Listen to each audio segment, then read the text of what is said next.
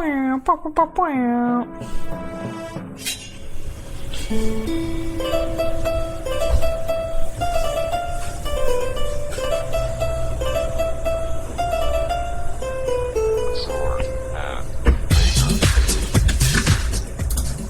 everyone. I was really gonna do it. I didn't know you were gonna do it. I'm sorry. I didn't mean to step on you. We're not trying to put Jim out of a job here. No, this is just for the live stream. The show intro. Just for the live stream. Very fun. DJ Jazzy Tom. So jazzy. Wicka, wicka, wicka. The input device does not appear to be connected to your Mac. Yes, it is. Did you break your home recording? No, I was just opening up Audio Hijack. It was like, I don't see USB audio codec. And I said, well, you're not looking hard enough. Because it's there. Hello, chat room. How do you do? Ha. We got Dwango in here. We got Armut, Mark, Tamahome. We got a trike up in the house. Who else do we have in here? We have a Tom. Veronica. Where the ladies at? Well, I actually don't know. Jan is here. Jan's up in the house. Let's not get too caught up on gender assignments. What, just announcing everybody? or potentially misgendering everyone. That's kind of that's where I started to go, and I was like, that's not. But I know these people. I know who these people are, so it's a little easier for me. I'm not assuming. I'm just you're deducing that they looking are for the who you think they are. Unless other people have taken their handles and decided. Well, I guess we haven't really had the discussion about like how we gender identify. And people can evolve their identities over time. Yeah. Sort of. All right. Well, I apologize if I misgendered anyone. Not my intention. Definitely was not trying to shame you either. Going on old info, potentially out of date information. Veronica Belmont.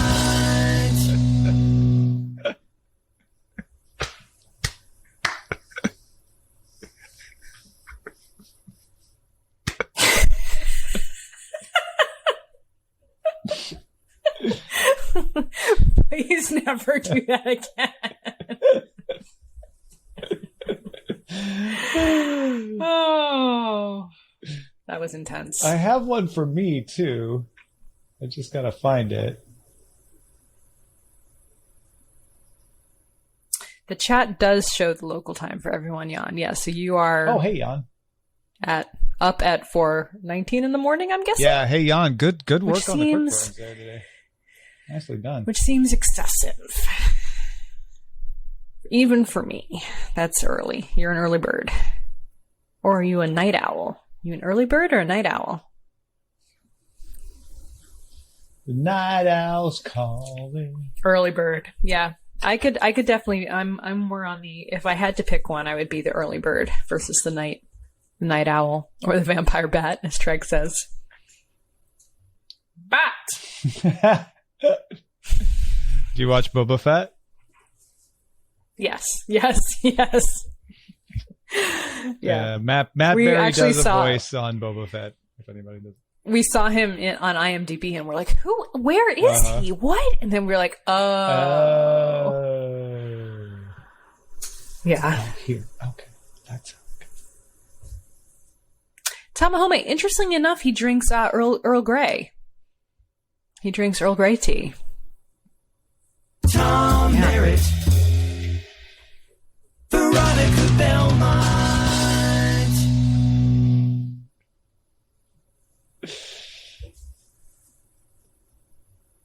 This is fun. I just marked that as a clip using the new beta tool clip marker, which means that I'll be able to share out that screen capture later. Very good. Yeah. I don't know. This might be dangerous. I probably should. Uh-oh. Let's just see how this starts. Yeah, Mark said Danny Trejo. So Danny Trejo, is he in the new episode? He's in this week's episode, yeah. He's in this week's episode? Okay. And I saw that news on Twitter. Our Patriot. Is that right? I don't think that's right. I don't know what this is. It's called Veronica Vocal. I don't know if I should play any more of it or not. Play it. And you've got a laser. Our patriot. Is that right? I don't think that's right. And you've got a taser. Sorry. I think this is And you've got a laser. It's a shot of Patron. What, no? No. Yeah, it's like, It's not you. it's just one half of Nope. And you've got a laser.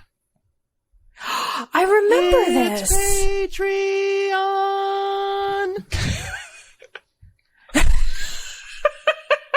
I remember what did we do that for? We did a parody of something for the Patreon a long time ago, and I don't remember. And we did it kind of like a, yeah. Oh man, I can't remember. And there's no, my part's not in there? No, because I think I recorded my part and sent it to you, and then you had your part, obviously. Oh. It wouldn't be on this laptop. And that's why it was called unless it's in Veronica Dropbox. Vocal, because it was my vocals for you. Oh, that's a bad way to name. That's a bad name. Yeah, that was not wise. Not your best work. Now I want to check Dropbox and see if there's anything. Well, if you look for Veronica Probably not. Vocal, you might find mine, Yeah. and then it might be next to yours. But I guess if mine was in Dropbox, so would yours be? Is it Veronica _vocal?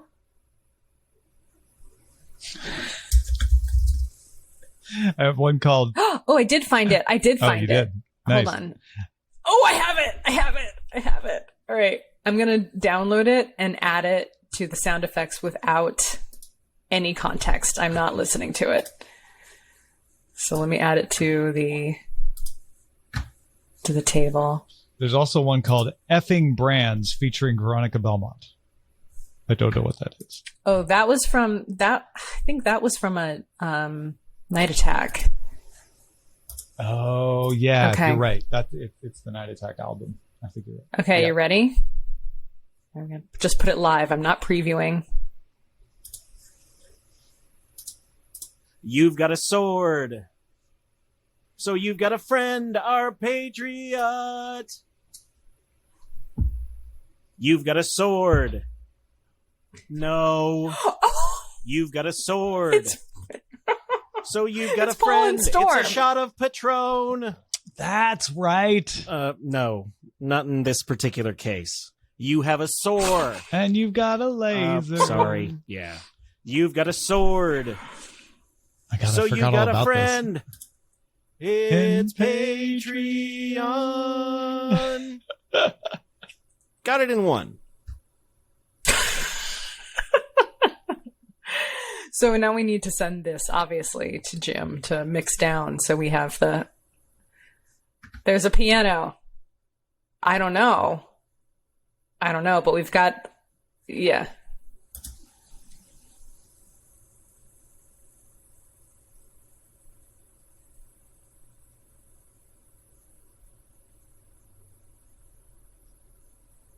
What was that?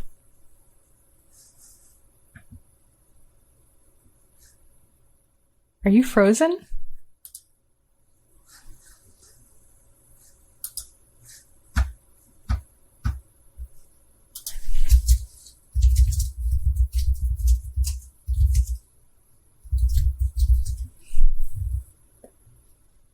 Can you guys still hear me? Oh, Tom's gone. Tom's gone. What happened? I don't know.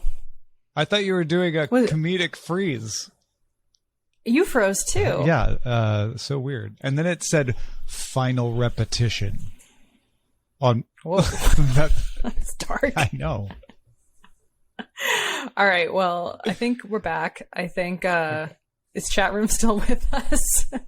They saw us freeze, or they saw you freeze. All right. Now Tom is on the correct side. I don't know what that means. I think we switched sides. No need to get political, Tamahome.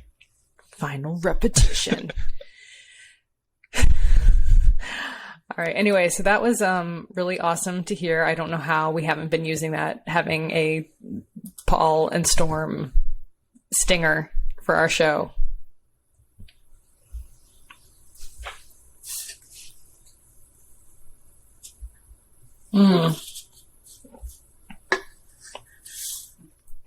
Well, I have the piano and I have both sides, so I can just do it. I can just do that.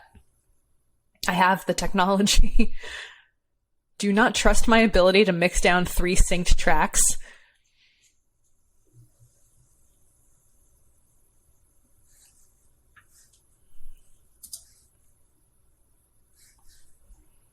I know. It's its whole separate folder. It wasn't even in one of our regular folders. Yeah, it's like a separate folder called Sword and Laser Stems. I'm going to move it into... No, I can't move it. Okay. Anyway. Final repetition. All right. Should we do... Then you're going to get that notice that says no input.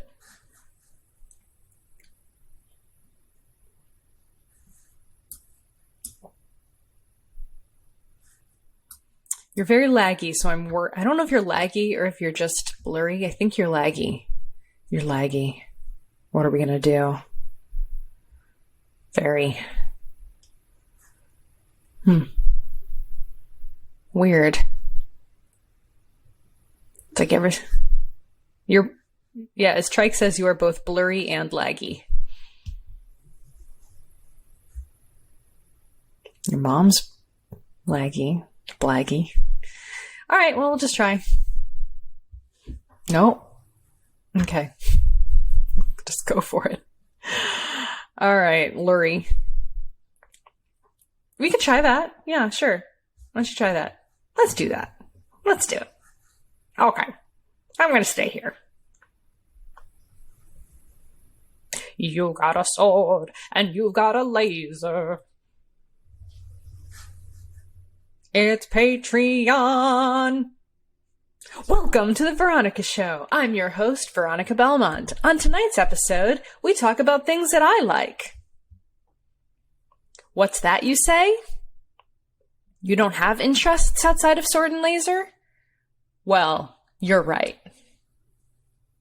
Children and beer, those are my interests.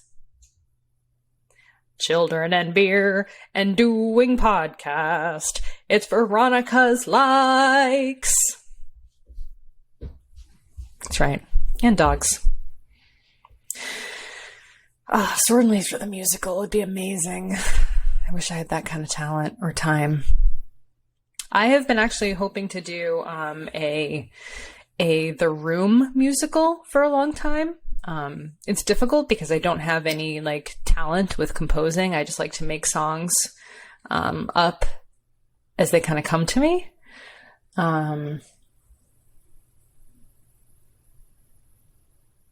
Yeah, I'm thinking about Children and Beer seems to be not the best podcast title. Yeah. Bo Burnham Inside was good on Netflix. I enjoyed that. He's back.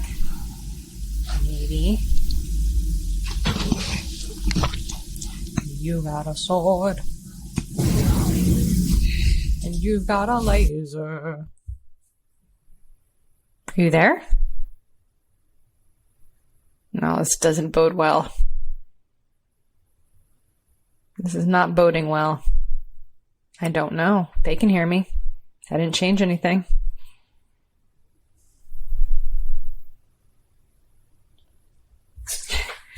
We can hear you.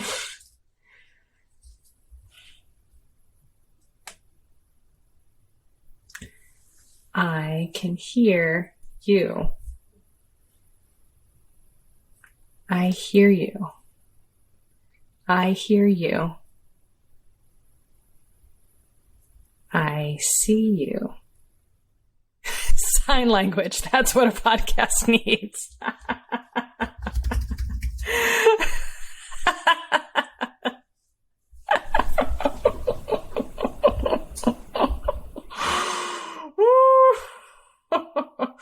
To be fair, this is the video version of the podcast. We have not and started recording the audio version.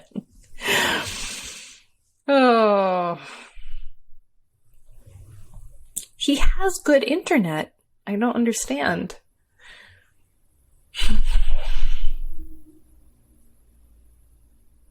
You folks are, we're losing people. We've lost a couple people. It's not surprising. It's not surprising.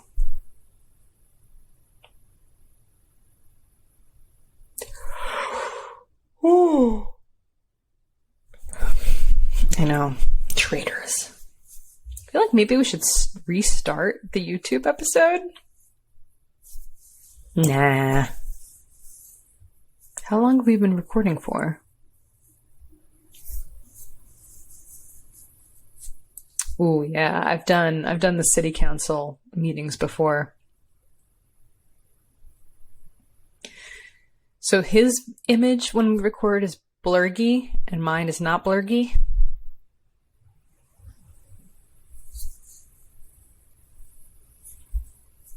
Fascinating. That is fascinating. I wonder why. In the live stream? Well, I guess it would be better on the YouTube episode because it's recording his side, so it looks good on his side. But probably not on the live stream as much.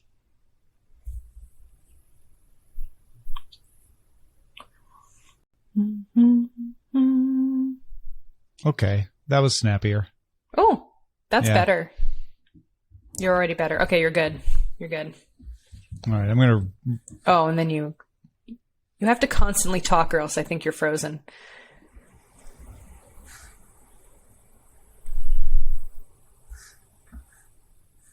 It's gotten iffy again. You were really good and now you're freezing and blurgy.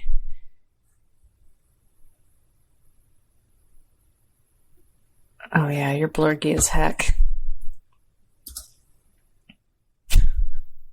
Do you want to... Right. Yeah. Yeah.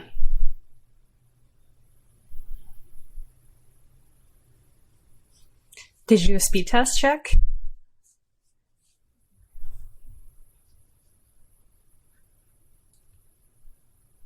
Weird. Yeah, that should not be a problem. Okay. All right. I guess it could be me. Could it be me? Am I the drama? But they haven't seen any problems with me on the stream, and they do see it with you. Not that I'm throwing shade or blame here. Everything went bad when we started playing the music. No, it's not me. I'm 300 down. Let's see what the upload is.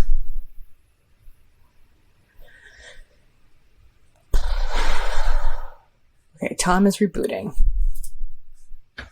Okay.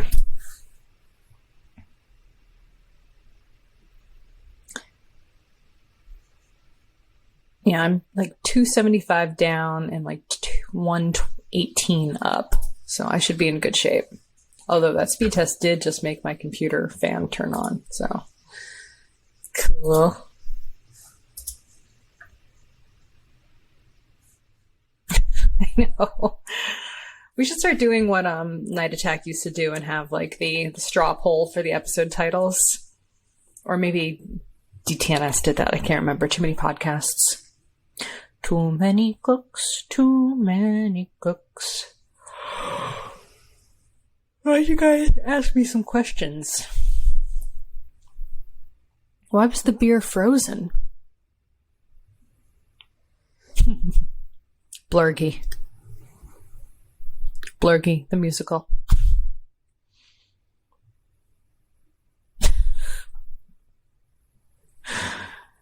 I don't think dashes read well in RSS feeds, unfortunately. Watching. Oh, so what am I watching? Just finished Dexter, New Blood. I enjoyed Dexter New Blood. The ending was a little, but better than the original ending. Am I reading anything besides this month's pick? I'm reading March's pick. All right. How about now? Your video seems fine. You're on the wrong mic. Now I have to leave because it won't let me change it. Could have sworn I checked that. Blurg.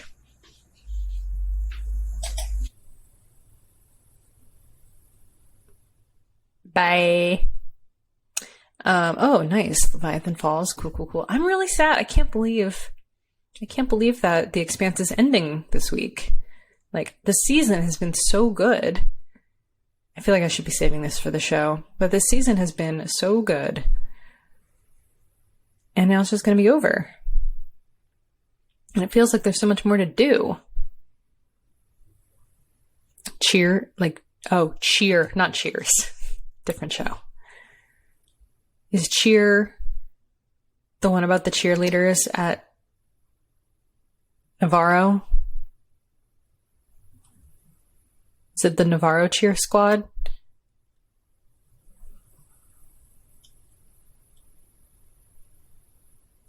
Okay. And the girl who's very tan? They're all pretty tan, but she's like especially tan. Oh. Now Tom's video is uploading? We don't know what's happening. Maybe it's... All right, now it should be on the right mic. There you are. All right. There you are, and you sounding good. So let's just do a podcast and see how All it right. goes. Best of luck. Godspeed. All right. Want to clap? Yeah. 3, 2, 1. Good enough. All right. And 3, 2. Hey, everyone. Welcome to the Sword and Laser. I'm Veronica Belmont. And I'm Tom Merritt. Sword and Laser is a book club, but it's so much more. We bring you author interviews, news from the world of science fiction and fantasy, and awesome discussions from fans just like you. Oh, this is pretty bad, Tom. I didn't say anything on purpose because I thought you would be better kicking off the show. Oh. Okay. Should we start over? I don't know. I just usually you start the show, so I guess I do. Normally you talk after I say from fans just like you. Not always. Sometimes I do, sometimes I don't. So because of the lag, I guess I was I better looking to play it see. safe. You'd let Veronica talk. Okay. Gotcha. All right, I'll talk more. Let's start over. I'll talk more. Okay. All right. All right, 3, 2. Hey everyone, welcome to the Sword and Laser. I'm Veronica Belmont. And I'm Tom Merritt. Sword and Laser is a book club, but it's so much more. We bring you author interviews, news from the world of science fiction and fantasy, and of course, awesome discussions from fans just like you. And we are here tonight live on Riverside.fm with our fabulous chat room and also drinking some libations. Tom, what are you drinking this evening? I am drinking Wang Black Sesame and Bean Soy Drink. It's kind of like a soy milk. Nice. What does it taste like?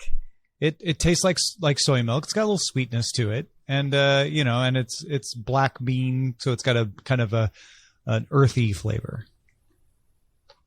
I really like black sesame. I like red bean. I like soy milk.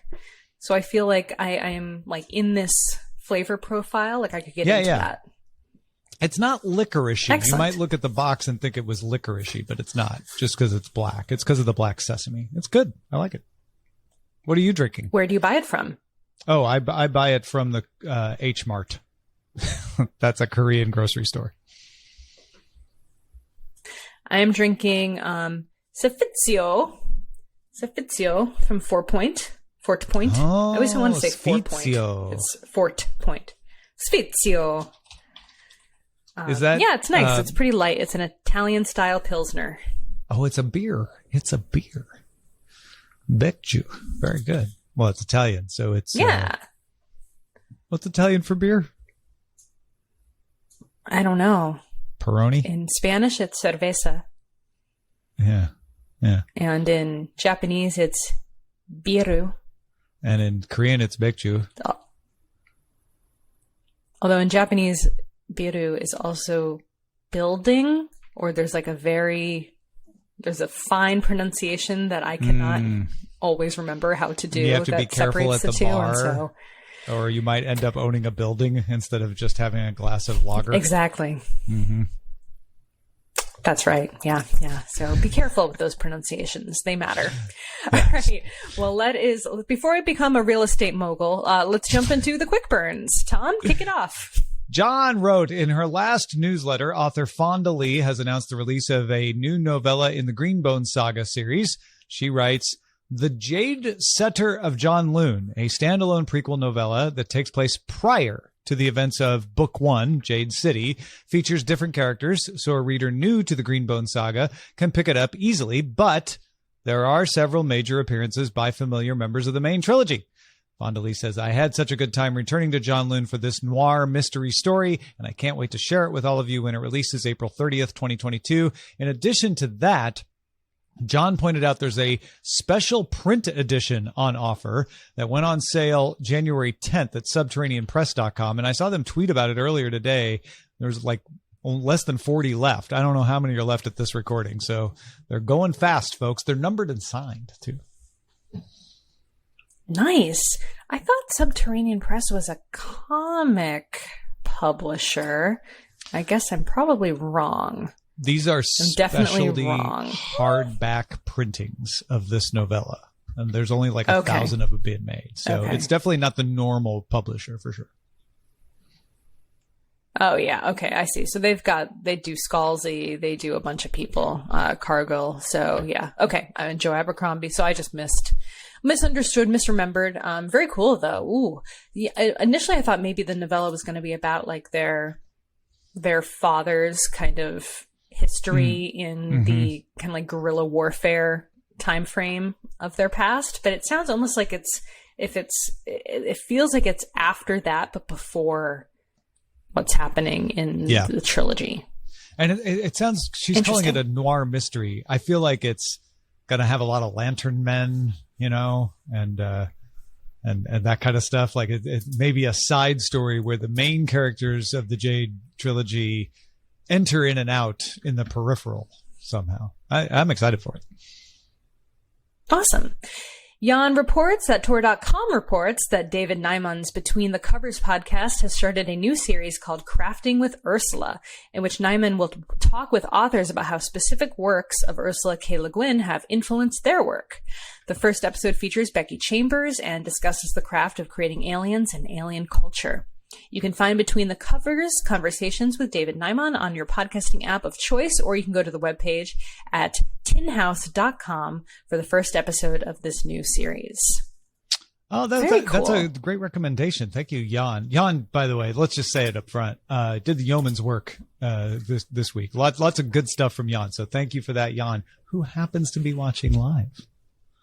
Yeah, live at 4:44 a.m. in his time zone. But he did assure me that he is an early bird and not a night owl, which I relate more to, like getting up early. Yeah, I could never stay up that late these days. Jan also early noted on the other that hand. Yeah. Mel Burke at Polygon has released their list of most anticipated science fiction and fantasy books for 2022, from Akata Woman by Nnedi Okorafor on January 18th. To Nettle and Bone by T. Kingfisher on April 26th, to Nona the Ninth, Tamsin Muir on September 13th, and a bunch of others too. I am so excited for that one, obviously. This is that. Nona the Ninth, of course, is the kind of like in-betweeny book, the surprise in-between book that was coming out after the second book in their series, and what was supposed to be the third book. And so now there are going to be 4 books, and this is like there's a middle book in between. So I'm stoked for that. Love a surprise book, a trilogy turning into a, what do we call them again? Quaternary? Increasingly misnamed trilogy? Yeah. 4? And like a foursome?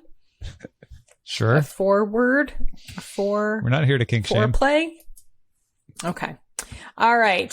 Let me see. Ziggy says, hashtag the Kaiju Preservation Society by @Skullsy has been optioned for television to Fox Entertainment. We are so excited, Ziggy says. Well, Ziggy didn't say that. Tor said that. And Ziggy passed along the Tor tweet about that. I see. So I see. optioned, obviously, doesn't mean it's for sure, but still, that's exciting. That's very exciting.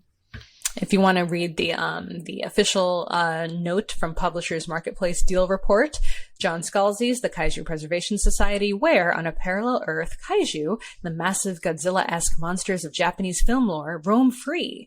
After humans discover entry into this universe via tearing open the space-time continuum with nuclear explosions, scientists work to study and protect the gargantuan beasts, while others look to exploit them, which has been optioned to Fox Entertainment by Joel Gottler. Yeah. Isn't that kind of how the Godzilla versus King Kong movie kind of ended? Well, except, they go to the spoilers for center of end. the Earth. Oh. Yeah. Well, it's not really the end. Is it the end, or is it kind of like happens in the middle? I know, and I was thinking it's more Hollow Earth than Portal, right? Yeah. Yeah. And it's not a parallel universe. It's a Hollow Earth story. And Trike says it's a quadrilogy. A quadrilogy? I really am for kaiju preservation. Free range kaiju are important. When I get kaiju toast, I always ask to make sure it's free range kaiju. So Free range kaiju. We have to protect them. We have to learn to protect them, Yeah. All right. And go ahead. You're up next. Yawn again. With the 2022 Philip K. Dick Award finalists, the nominees are Defect by Nino Cipri, Plague Birds by Jason Sanford, Bug by Giacomo Sartori and translated by Frederica Randall, Far from the Light of Heaven by Tade Thompson, The Escapement by Lavi Tidar, and Dead Space by Kali Wallace. The winner will be announced April 15th, Tax Day 2022 at NorwestCon 44. And as a reminder, as we say every year, the Philip K. Dick Award is presented annually to distinguished science fiction published in paperback original form in the United States during the previous calendar year. Very cool. Excellent. All right. And then finally, today, Seth says, my favorite currently running fantasy series is getting a new entry. Nihai Vo and Tor. I'm sorry. I'm definitely butchering that. I've seen that for the Ninghai. Ngihai? Ugh, crap. NGHI, Vo, and Tor announce Into the Riverlands, a Singing Hill cycle novella, coming out this fall and with another good-looking cover. By the way, hypothetically, of course, if we were going to read a huge long book in the upcoming months, maybe we could balance that out with a month where we read a novella, perhaps something like The Empress of Salt and Fortune, the first book in this series. Very cool. I apologize. I really don't like being surprised by names that I don't know the pronunciation to. I feel like it's super rude to not know how to say people's names, so I'm going to look it up and try to figure it out. We have Pandora's Star coming up in March. We've been announced that last year because it's so big and so long, like more than 30 hours audiobook long. So I think what Seth is suggesting is that the February book, or maybe the book after March Madness, because the April book usually we pick with the tournament, maybe could be a novella so that it gives you a little extra time to work on Pandora's Star. I think picking a February novella makes more sense because then you get that done quick and then you can go right back to Pandora's Star if you need to. Yeah. Excellent. I've been reading it for feels like over a month now, and I'm 34% of the way through. Yeah, I'm about the same. I'm about a third of the way through. And I've been, plugging away at it. When I'm not, I finished Light from Uncommon Stars, partly because I loved it. And then went back to Pandora's Star. Okay. And it feels like you're reading more than one book because they're there are like events that you're like, this could be the end of another. I There's know like it's a not the murder end, mystery. There's like a yeah. space exploration. There's like, it So kind good. of feels, yeah. So the pronunciation is closer to ni. So yeah, Nevo. Nevo. Sorry. Good job looking it up. It makes sense. What do you think about, now that you know, are closer to a proper pronunciation, reading a novella in February? You don't have to That answer would be nice.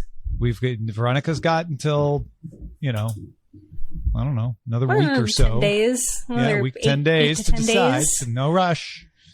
But it's an interesting suggestion. Even if it wasn't this one, I think the novella idea is a sound one. Yeah, I think that's a great idea. Yeah. Yeah. I'm Pandora Star is the only thing I'm reading right now. So it'd be nice to, get to catch up on some outside things too, or just like fully focus on it and, really get through this thing. I mean, it's great. It's very interesting. It's very well written. It's just, it's a long haul trucker. Mm-hmm. Ain't it just? All right. Now it is time for Bury Your Sword, which is our feedback from the audience. And we are kicking things off with another Beth Mitchum original. She says, The Inheritance of Orgilia Divinia by Zoraida Cordova. I love the language in this book, which moved between richly lush and sharply modern, like sinking into a bubbly warm bath and having toddler bath toys occasionally pop up to the surface. I love that description. I hope people don't take it as too irreverent, but that's kind of right. Like, you have this richly lush past story, and then you have these more modern, poppy, like modern story on top of it, and the tones are period appropriate. That's a good way of putting it. Bubbly, warm bath and fun toys popping up to the top. Cool. Yeah, I wouldn't have thought about it that way. Very cool. I like that. Beth Mitchum strikes again. Brian tweeted, Ace Detect, which is my name on Twitter, heard your description of SGV food, San Gabriel Valley food, on the last Sword and Laser. Have you checked out Blossom Market Hall yet? Kind of quasi 626 night market, but permanent spot. Oh my gosh. No. Thank you, Brian. This just opened in the San Gabriel Valley, not like a month or so ago. And I want to go to that jazz concert that they've got coming up in a couple of weeks. It looks incredible. It's like a big modern night market. So not old dark stalls, like super modern, but good looking food. And there's more opening all the time too. So even if I go, it'll be worth going back.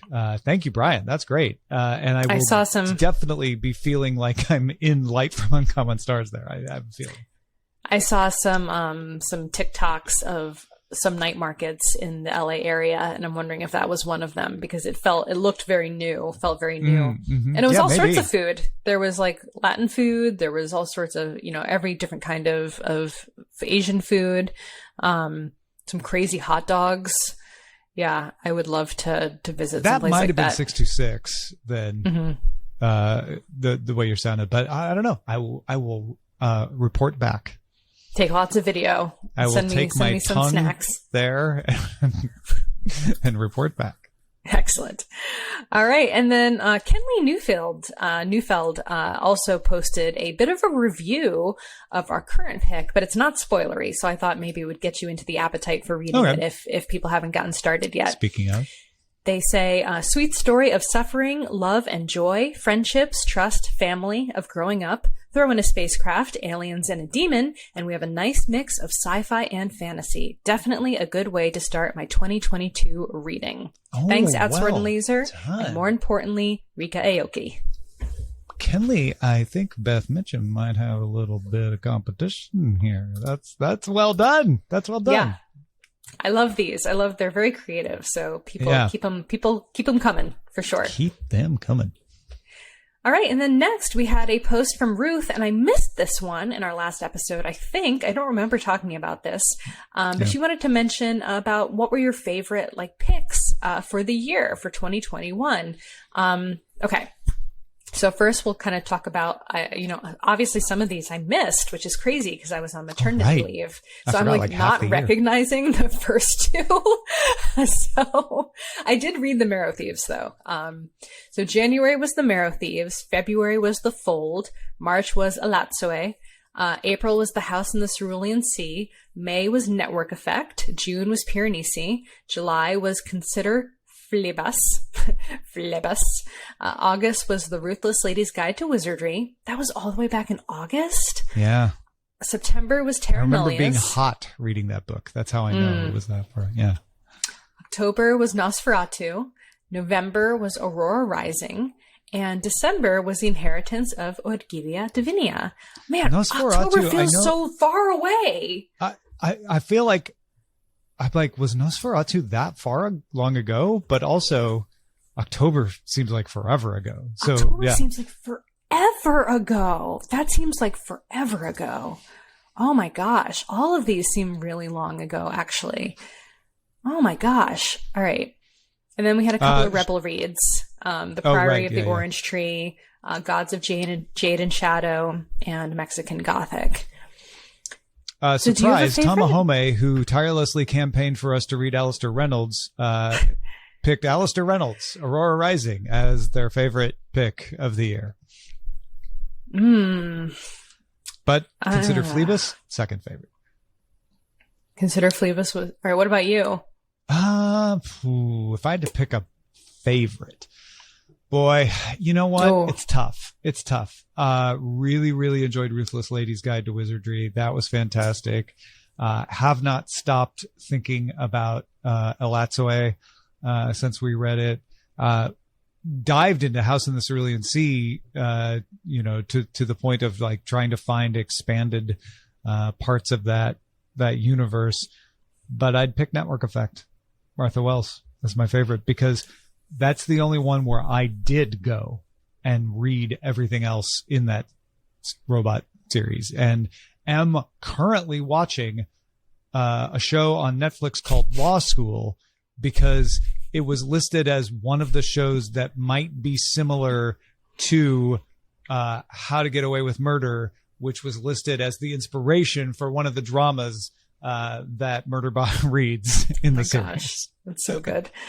I think people may expect me to also say Network Effect because I'm a huge Murderbot fan and I had read all the books up until that point. But I'm going to go with House in the Cerulean Sea. Yeah, so as good. Being my favorite. Though I have to say, for the alt picks, if the Priory of the Orange Tree had been a main pick, I probably would have picked that. Yeah. And if you hadn't had to, preserve a new member of your family's life, could have been a pick in February. We were going with picks from guest hosts then, so it was a good one. The only one I didn't read was The Fold. So that's the only one I missed. That was Rod's pick, right? Mm-hmm. Yeah. Mm-hmm. Oh, but didn't we also read... that was the year before. Oh, that was December, was Parable of the Sower. Mm-hmm. Yeah, and I didn't read that either. That was the first pick without you. That was that was the first time that you weren't on the show. I was basically in labor for the entire month of December. Yeah, so I didn't get a chance to read that one. Yeah, I think you get a pass for that. Yeah, I was in labor for 3 days. So yeah, good times. Totally worth it, but still. Totally worth it. Yeah, totally worth it. Totally worth it. It's spoken like a true parrot. Like, totally worth it. Kind of, but no, really it is. But... all right, well, we're just going to do a quick check-in for Light from Uncommon Stars by Rika Aoki. So Tom sent out the book briefing. Is this a kickoff or did we kick it off last week? We kicked it off. We gave a light kickoff last week because we just did it last week.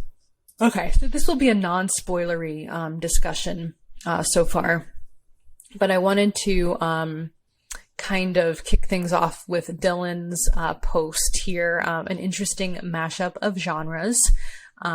He has finished it, so I'm just going to make sure that there's no spoilers tucked away in here. I'm just going to skip the spoiler tags. So let me start by saying I thoroughly enjoyed the book. This is from Dylan. I love the characterization of pretty much every primary and secondary character in the story, with the exception of Tremon.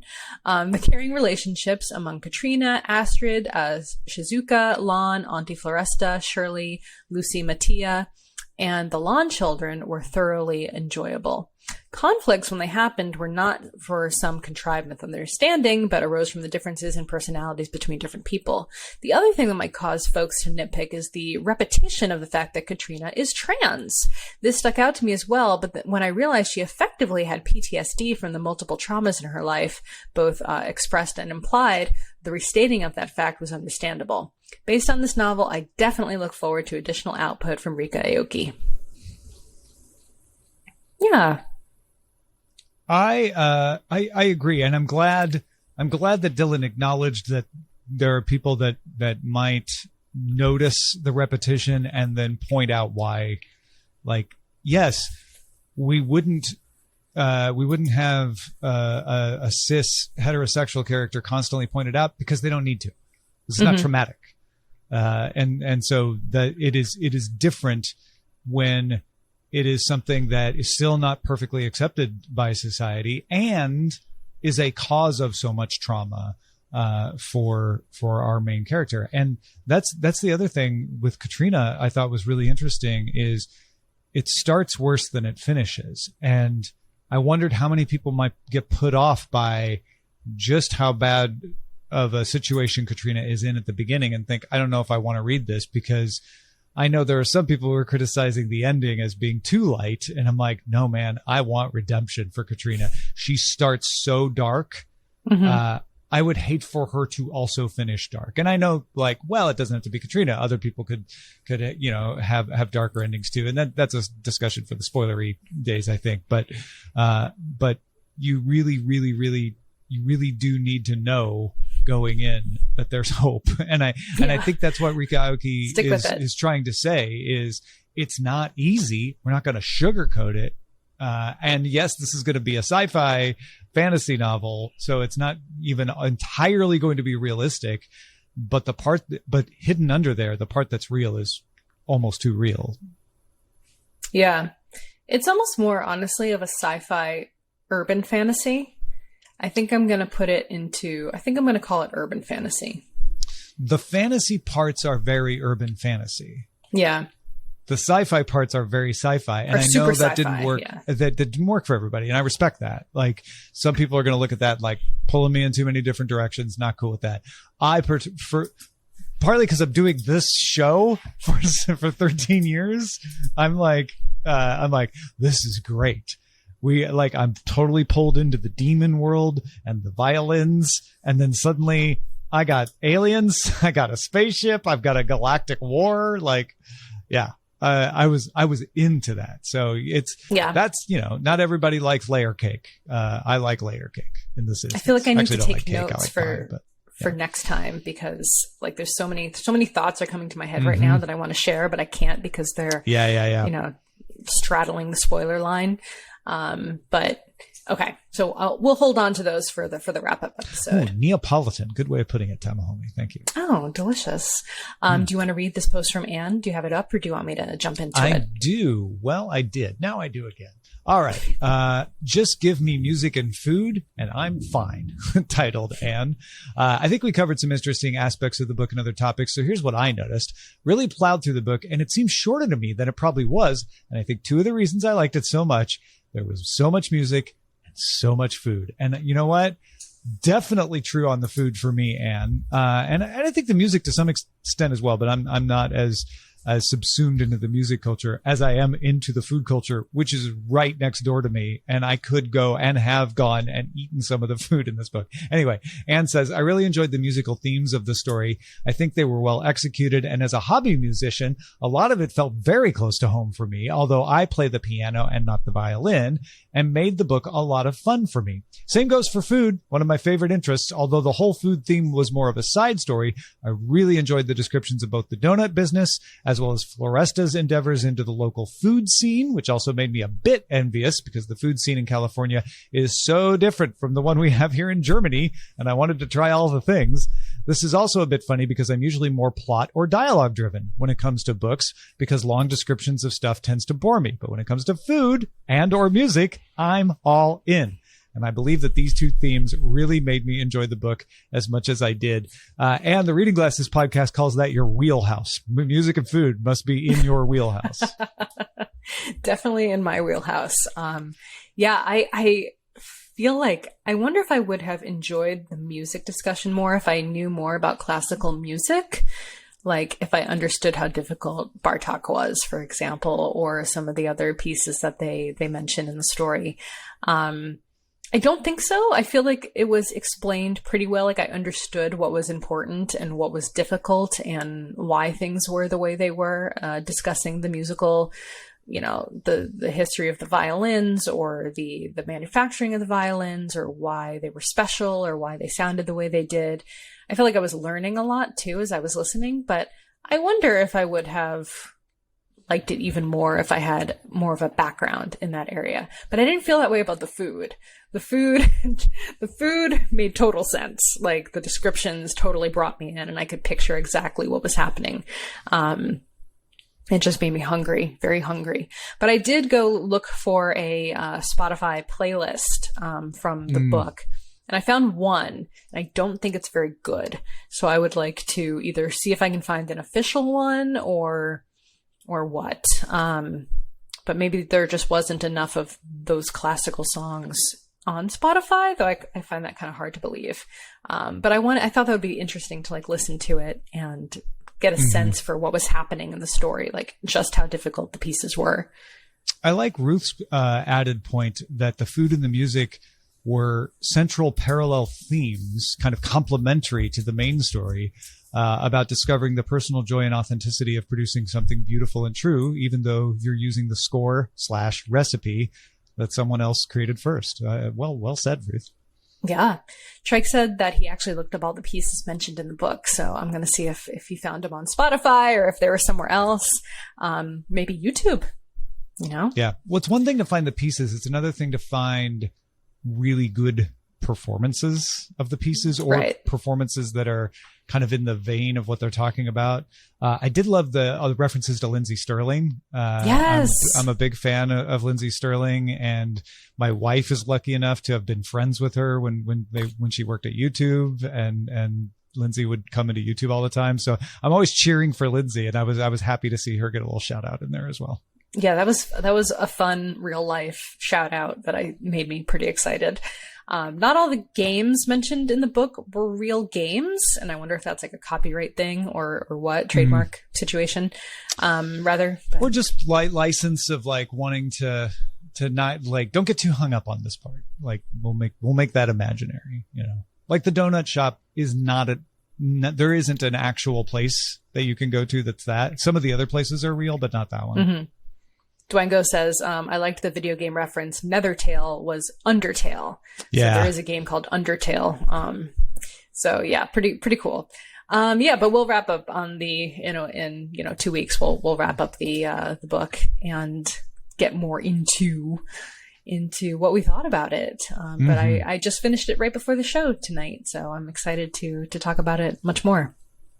Indeed. All right. Well, that wraps up our episode. Thank you all so much for listening. If you want to help us out, become a patron, get access to all the cool patron level stuff that we have in store, you can head over to patreon.com/swordandlaser. And you can also support the show by buying books through our links. We still have Amazon links for those who that's the most convenient way to shop.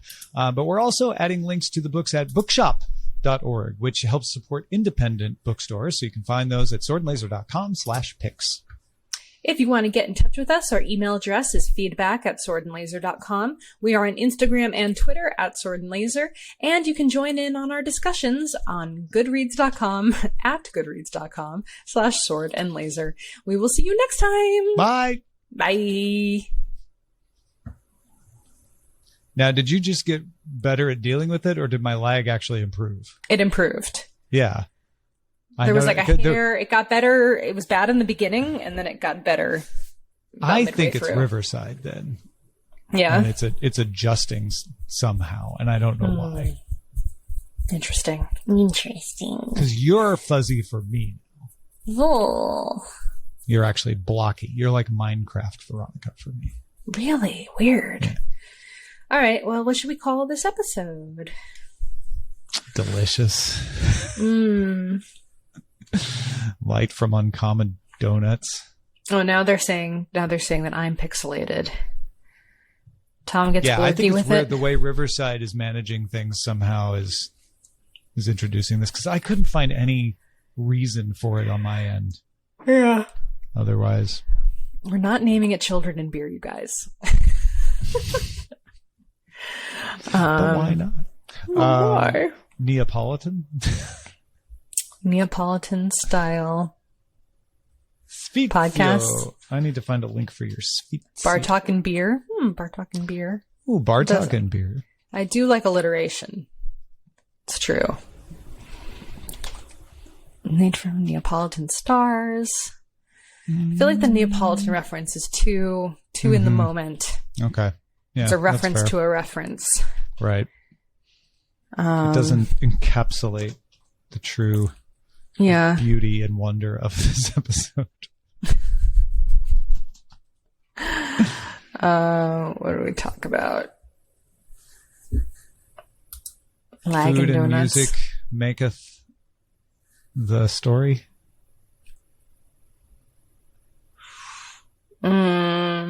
Something about mashups. Like something about like delicious genre mash. That makes me think of baby food. Of course. Yeah. What about yon-yons? Yon-yons.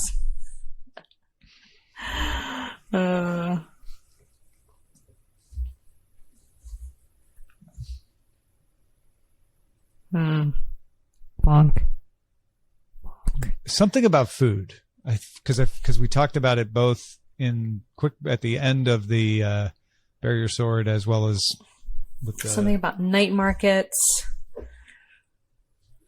A little night market, like a little night music. No, that's pretty. That's too obscure. Too high concept.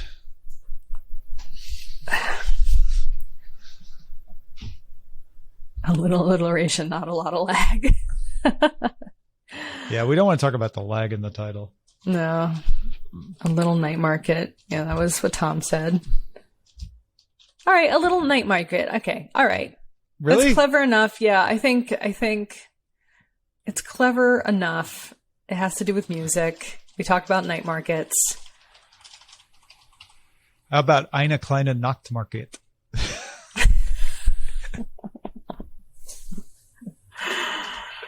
That way it's clear. Eine kleine Nachtmarket. Oh yeah, for Jan and Ian. All right, perfect. Check my spelling on that. Someone. Me, not me. I'm just you can look Google Eine kleine Nachtmusik up, and that'll get you the Eine kleine part. Okay. I mean, I'm literally just Googling it. You could do the same thing. Apologies for our German pronunciations. We're not. It would have to be Nachtmarket, like N-A, like one word. You're right. Like the whole compound. Yeah, like that. Trike says the spelling is correct, but are you German, Trike? I don't know. Can we trust you? You are German. Are you German? But German? Are you German? You German? Are you German like Veronica's German? I'm not sure. Well, I'm kind of German. I thought you had some German. Did I Prussian. remember that wrong? Prussian. Well, yeah, that's German now. Yeah. All right, we'll do it. It would be ein kleiner Nachtmarket. That's perfect. That's great. Let's do that. Well, but that's not a problem. Different. Okay, it's not a problem. That's actually better. So how come this song is... Because you're modifying Nachtmusik, so you have different... Oh, okay. Okay. But is it less funny this way? I don't think so. Okay. Because most people are going to look at this and go, oh, like eine kleine Nachtmusik. They're not going to notice the endings are different. And then the German people will look at it and go, huh, they got it right. That's grammatically correct. They must have had a person who spoke German tell them. Okay. Now the real question is, it's going to be hard for me to figure out the album art. I'll figure it out. It'll be fine. There ought to be a night market stock photo somewhere you could use, right? Yeah. Oh, Tamahome suggesting using Ein from Cowboy Bebop. We're getting deep. All right, folks. Thank you so much. We love you. We will see you next time in the Discord. Yeah, so layers upon layers upon layers, like a delicious layer cake. Layer donut. Layer like cake. A cakey donut. All right, folks, I'm going to stop the recording. See you later. Bye. Bye. Good night. Good morning, Jan. Have a good day. Hope you're Thanks, not too Jan. tired. Dankeschön. Dankeschön.